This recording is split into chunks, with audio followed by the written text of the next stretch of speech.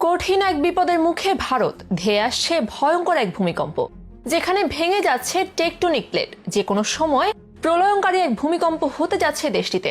শুনতে ভয়ানক শোনালেও এমনই এক দাবি করা হয়েছে নতুন প্রকাশিত এক গবেষণায়।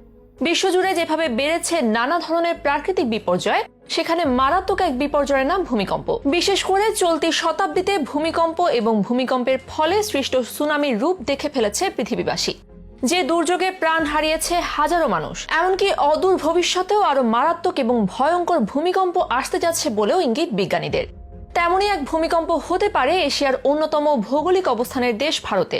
কিন্তু কেন ভারতে প্রলয়ঙ্কারী ভূমিকম্পের ইঙ্গিত দিচ্ছে বিজ্ঞানীরা, আর ভারতীয় অঞ্চলে এই প্রভাব বাংলাদেশে আসার সম্ভাবনা কতটা, সেসব জানাবো আজকের বিশেষ আয়োজনে। দুনিয়া জুড়ে যেসব প্রাকৃতিক দুর্যোগ দেখা যাচ্ছে তাদের মধ্যে অন্যতম ভয়ঙ্কর এক নাম ভূমিকম্প। কারণ অন্যান্য দুর্যোগের আগে আবহাওয়া অধিদপ্তর বা এমন নানান সংস্থা থেকে অগ্রিম সতর্কতা